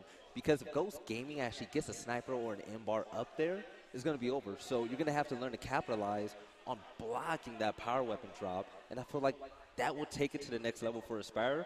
I look forward to God plays making adjustments like that in game. Yeah, that's the beauty of Escalation. You can really like dictate the fights and sort of control it that way with the different weapons. And being able to block up top, you're gonna bring the attention down low. They'll still fight for it, but you have to respect where the boom shot goes. Yes, but looking at Ghost Gaming, I mean, we talk a lot about Speedy and Rushies, but Ribs plays extremely well on this map. What does he do so well for this team on Forge Blitz? He just knows how to facilitate that other side of the map. He knows how to call for help when needed from, it's typically Identims or Sleepy Time playing that middle that are going to rotate over. And he just does a good job of wasting time. If his team loses that fight, he knows how to get across to the other team's home hill, draw that round out just a little bit longer. And that's something I expect from Ribs. But at the same time, I've seen him put up numbers on that side of the map against some of your top tier talent. The map has been over for about 5 to 10 minutes now. They're still talking trash, waiting to get into the next game. This is going to be a fire tiebreaker map. I'm really excited. I feel like this is going to set the tone for the rest of the event. If Ghost Gaming is unable to pull this out, I feel like this can affect them in the long run. And also, we might see Aspire make a huge run in the winner's bracket. I mean, we've seen it time in and time out. Fable, you know, their story in Mexico. You don't want to allow a team to catch fire in pool play and carry it over to the championship bracket. Yeah, if Aspire takes this, we'll likely see them in the winner's champ bracket. But, you know, we're highlighting Rushies and Speedies a lot. And the rest of the team with Sleepy, Identims, and Ribs, you know, Rush and Speedy are, you know, they allow them to go into these positions to succeed and win these gunfights and work together. But it's the little things on a map like Forge Blitz that these guys are supporting. They're filling in the gaps. They're running to the opponent's home to sort of pull back their resources. And there's a lot of little things that go on here. And it's going to be amazing to watch. Yes, and while we're waiting for this tiebreaker map to load up, let's take a look at Rose Best going against the Gosu crew. Rose Best up 1-0 in maps, 3-2 in rounds. What are your thoughts on teams like Rose Best and the Gosu crew, an open bracket team that made pool play? Well, I think a team like Gosu Crew, with the way that the roster is stacked up now, they have so many good individual gunfight players that they really have a lot of different opportunities that they can go with any of their strategies. They can really mix it up with the way that this team has been compiled. I think these fights that they're going to be a little bit more important in maps where they're a lot less open and they have a lot more of these tighter advantages against their other teams if they know how to stick together and work as a team. Oh, this is going to be a true test for Rose Best because when you look at the Gosu crew, the makeup of their roster, they have a lot of support players. They don't have that standout slayer. Okay, so when you think about that, the importance of like them winning is that they use team fire strategy. If you're Rose Best, they lack all that. Individually, they're gods. They're amazing. But Rose Best, this is actually going to make them better in this matchup because they have to learn to play as a team. Friday, we saw them struggle a little bit, but I feel like this is going to help them gain momentum and playing as a complete roster. Yeah, and you got to wonder, when you go into Friday, do you have your base strategies? As a team, everybody most likely is different. Do you set your strategies for the weekend? This is what we're going to do in the base of our games. We have an A strat, we have an E strat. If all fails, we have C. But you might have teams that say, hey, you know, there's a lot of eyes on us right now. We're playing on main stage. Maybe on our next couple games, we don't bring the same exact thing to the table, and we try to mix things up and throw our future opponents off. So one thing I want to say about this Gosu Crew team, as a lot of people don't know, they were formerly world's best at Las Vegas. This is almost the exact same roster, but instead of Kraz, it was Witchy, and they got top 6. Yes, Rose Best, they're now at 4-2, but let's go ahead and take a look at this tiebreaker game with Ghost Gaming against Aspire right now. It is 0-0, guys. This is going to be a very intense match. As we're looking, Rushy still alive. I'm unsure what happened to Control Tire. Well, it looks like Speedy established positioning up there, so I think they won the initial. Okay. Off the top.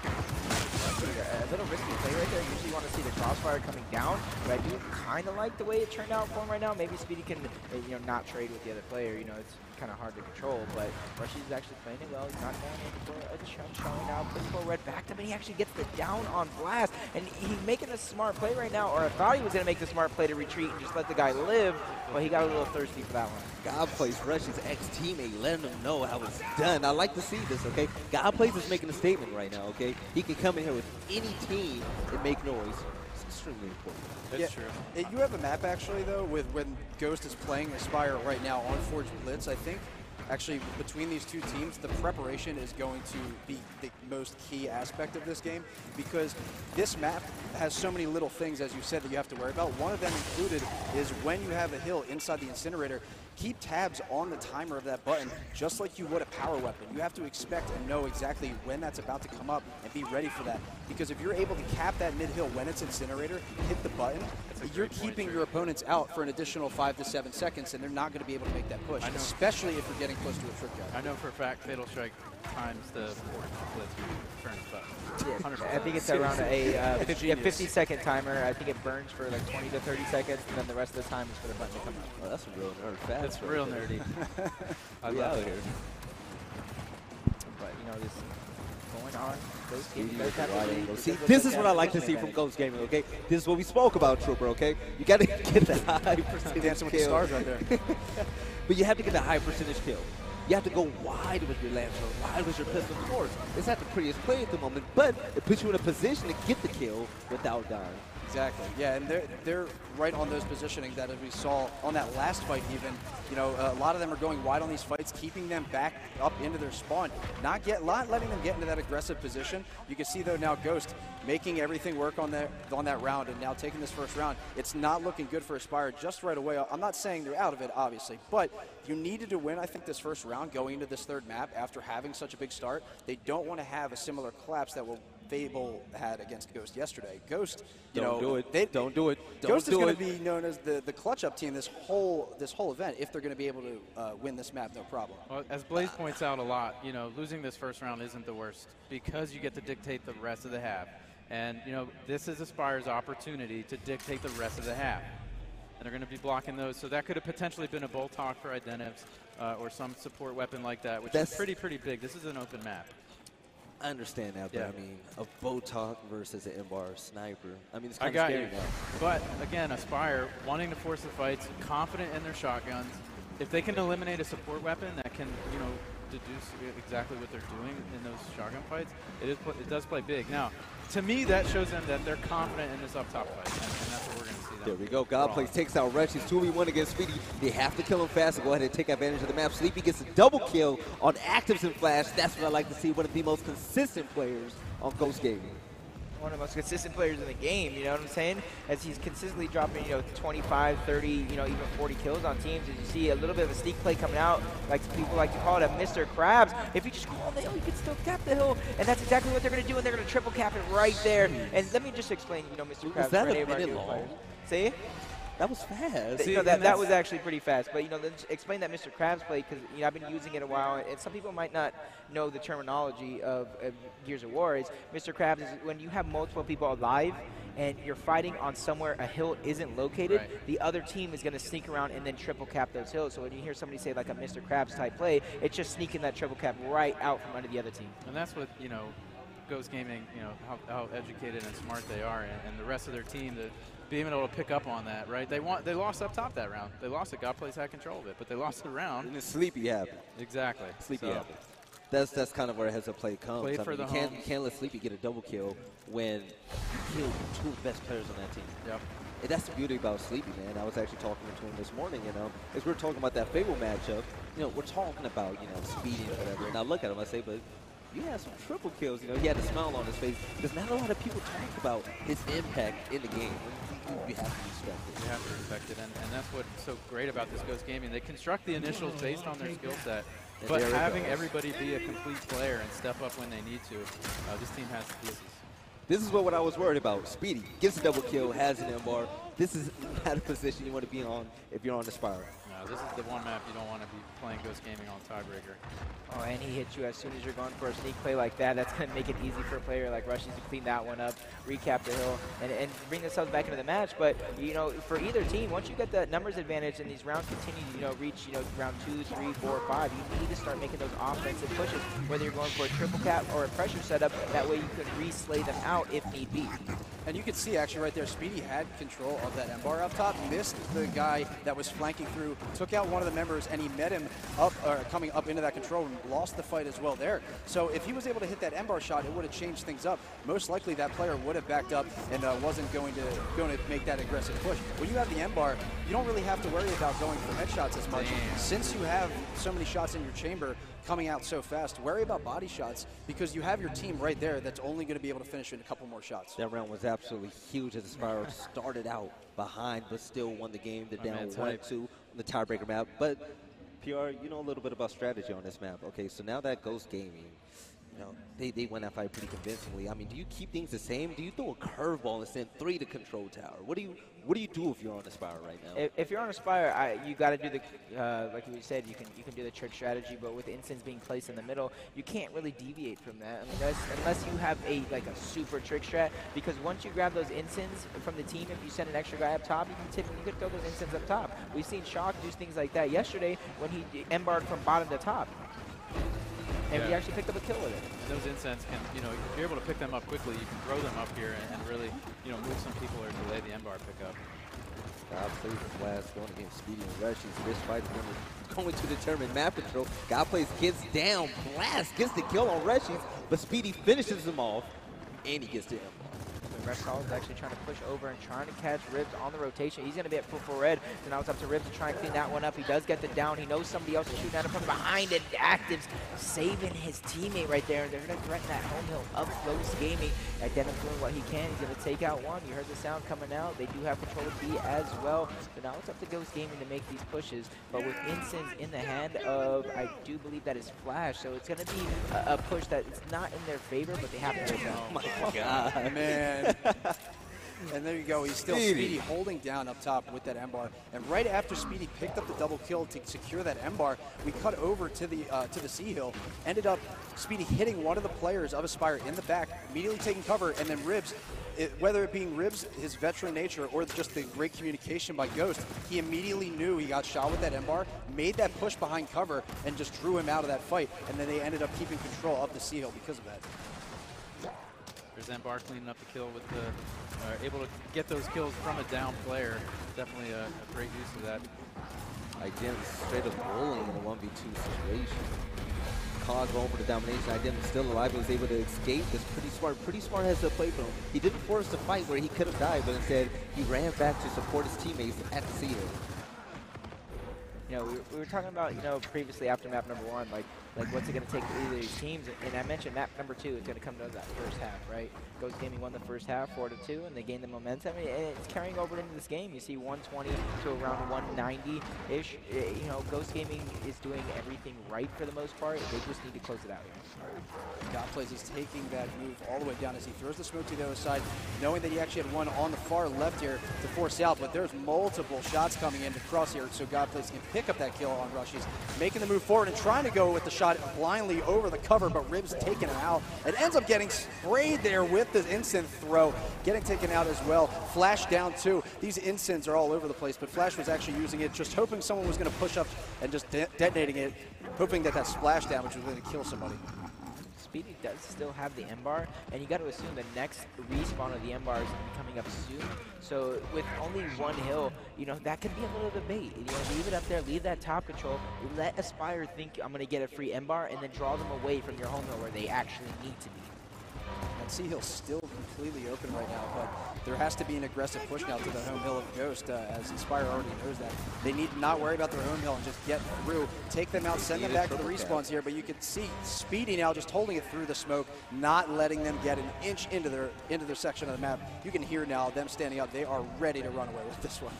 What has to change at this point? You know, it's a tough map that, you know, it's open and they're going to be able to Ghost going to be able to shut them down if they continue to fight in this open area. I mean, if we're being completely honest, I mean, Aspire, they squeezed out that one round that they actually won. But, I mean, it should be 4-0 in Ghost's favor. But if you're Aspire, I mean, you're losing the initial on the most important part of the map. You're losing the initial to win a power weapon. You don't have map control. What has to change? They're spreading them out here with a sniper bottom and M-bar top, so that's definitely going to spread things out a little bit. But to me, you know, you need something drastic to force a fight and win a gunfight. I think their highest probability of taking it is focusing up top and, you know, sending an extra man up there, hit a couple smokes and go win it. But it looks like it's still going to be a 2v2. And I actually would expect to see if Ghost might lose one of these upcoming rounds to maybe put a block down over one of those current snipers and maybe drop the boom shot instead to try and utilize the aggressiveness of that weapon to finish this off. But you can see now the top fight being actually dominated right now by Ghost. Rushies and Speedy's actually forcing members of Aspire back with their shotguns, and with Rushies now pulling out that M-bar, looking for the headshot, able to get one member. That's Blast down. Blast getting a kill though, still being able to survive. Is he going to stay alive long enough? And Rushies taking his haircut right off the top of the cover to finish off that sweet double kill with the M-bar. Yeah, I mentioned this before. You know, if you're Aspire, you're a new team, you win map number 1, you have all the momentum. You lose map number 2, but you know what is that going to map number 3? You know you're already down 4-1. Change it up. You got to think that's deflating, though. Is what I mean. You got to change it up. Exactly, change it up. I want a boom shot thrown somewhere. Change it up where you're not fighting up top because you're not winning that fight at all. I mean, I said it from the beginning of Mortal Spawn. I mean, once they blocked off the double Botox spot where Idems would have eventually had it placed, I mean, you give the advantage to Ghost Game. You gave them the boom shot on Foundation, and now, I mean, look at this. But they're just not playing their numbers right now. No, and not at that's all. Shaking my head right there. I'm getting kind of frustrated up here. I mean, it's hard because to play. I want to see a number fight. Like, just you can see exactly what they're doing every round. Like, I just want everybody to understand. If you see a team doing the same exact damn thing every round, put an extra body there and win it, and then rotate. It's really not that. There we hard. go. Three in control tower. This is what we need to see. They have to take advantage of this scenario. God plays, Blast, and who's the third? Hey, dude, might be Flash. I know Flash Those nades might be plays middle coming and up there. Active plays middle as well. This is where you have to be aggressive and take advantage of your numbers. Yep, Sleepy Time able to get one on Rep Solid, so it looks like it's slowed down just a little bit. Rushy's ill-advised usage of that M-bar right there. You know Look at there's how still a smart fight going on. playing this. Okay, that could happen. Speedy can't get away, but you know they use their angles and their distance. They traded 1 for 2. All right, they won the top. I like that. I like it. That's the So beginning. this is what's happening now. The trip cap's coming in. Hope they do have enough time to rotate and decap this, and now they got to establish control. That took a little bit longer. They need to be a little bit faster and crisper with that number advantage, but I like this. This changes things up. If they can happen to pull out this round, have hope for Aspire. Because now they put Ghost Game on their toes. I still would have liked to see that move shot there, but we're going to be taking on with this game here at Blast. He's doing a smart move right here backing up. He's not overstaying his welcome. He's not putting himself in a bad spot. His teammate gets 2 kills, and then that 23 push back up. It's a great setup right here for Aspire. Let's see if they can close out this round. Of Speedy getting a trade with Active, so that's good for them. But Ribs getting on Blast right there, and Blast is a huge part of Aspire's offense. So that was a big kill by Ribs right there, and Identiv's picking up yet another one. So Ghost Gaming actually fighting back. It's not too far, a 30-point lead, but Godplays taking out Ribs right there. Now also still threatening with that triple cap. God plays. Man, Don't he do is it not to gonna him. be Don't denied do it right to now. him. God plays. Takes out Identiv. That's what I like to see. I want to see Aspire take advantage right now of this situation. Take advantage of the numbers and go for this domination. This is the momentum boost that they will need if they win this round. Yeah, that fight really can set the entire tone for the rest of the match. It's basically, you're strafing to the point where you're spinning around in circles, cannot hit you, and you're able to pick up that kill when you're completely ready to go down. So you can see now, as they're trying to regain the position, at least at the center map, you have now Sleepy moving out to clean up 1 kill with that sniper on his back, just waiting for Flash to slide into the shotgun, and now moving over to the other side of the map, getting a better angle, and oh, it looks like he got surprised there as Godplays was ready for him on that flank, taking the sniper now out of the equation. But PR, what happened? I mean, it seemed like everything was going on Aspire's side. Map control, power weapons, numbers.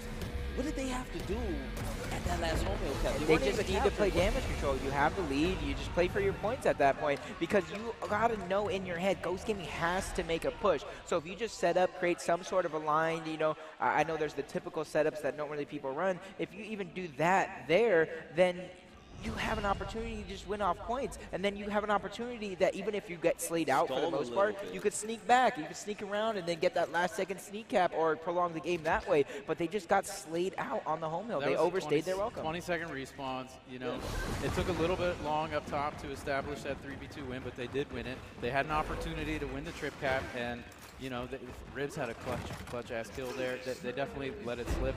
They need to do a better job of closing out that round. And you can really capitalize on the awareness of your opponent when you have something in the center of the map like the frags. On that last round, Sleepy picked them up. I don't believe threw them up into the control room, but still picked up a kill with it. When you see them getting picked up, knowing they're right below the button, you're going to have to stay cautious, thinking that they're going to get thrown up pretty much right away and spread you back more towards your spawn. Why is Speedy all the way here? I mean, Sleepy on their side of the map. It's really in the game.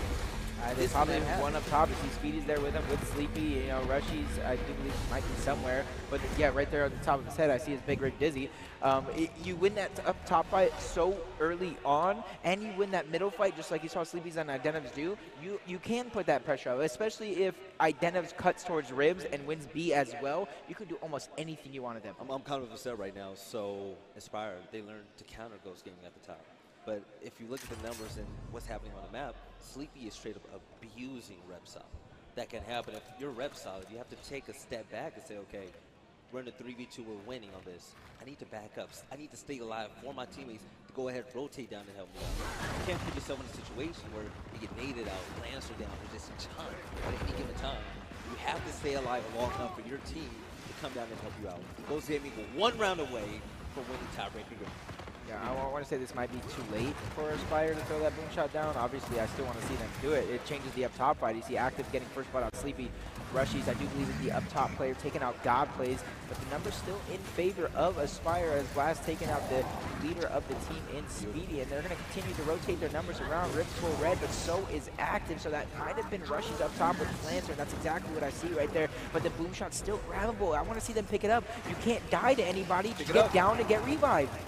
There he gets it. He had two guys run in, one guy picked it up, got down, and he's still putting a lot of that fire in, actually going for the second, but not able to finish off Rushy's nose, seeing where they're rotating, and trying to go back out to the other side. But Flashy actually staying underneath the button out, waiting for that push from Ghost to push him to the center, and there comes Rushy's from the top, runs right to where he was, saying, I can't hit him from where I'm at. I'm just going to go down and take care of business myself. Bullied him and took the boom shot.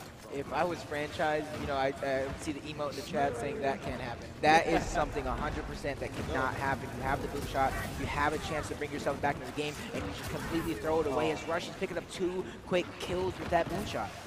Yeah, and it's just like, you know, if you're playing a football game, you need points off turnovers to win a game. Essentially, they turned over that boom shot right there, and they got points with it. They got downs, crucial kills right there near the incinerator to spread out this entire round. And right now, Aspire has their back completely against the wall with only a few seconds remaining, but Rep Solid luckily able to pick up a kill to delay this inevitability just a little bit longer for them. But it looks like now they're actually going to try and turn things around here with 3 members down of Ghost. This gives them now a little bit of breathing room. I believe there's like a minute 10 towards the next boom shot spawn. So you got to start setting up, and in about 20 seconds is your no die timer, right? So in about 20 seconds, you're not allowed to die anymore on the team, because then if you do die, that gives position of the boom shot to the other team. You see right now, Rep Solid with that meat shield, just trying to distract a little bit of the members that are coming out of Ghost Gaming spawn. Following with Ribs here up in that butt. He knows that someone's going to try to make a push here up top, but Ribs still holding his position.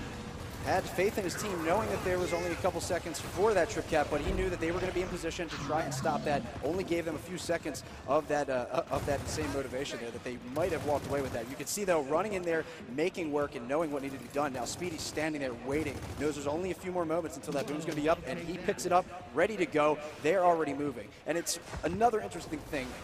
Coming back to the preparation for Ghost, when they know how these spawns are going to come up for all these power weapons right on the second, you know, you're seeing something essentially that your opponents that isn't even there. They can't see.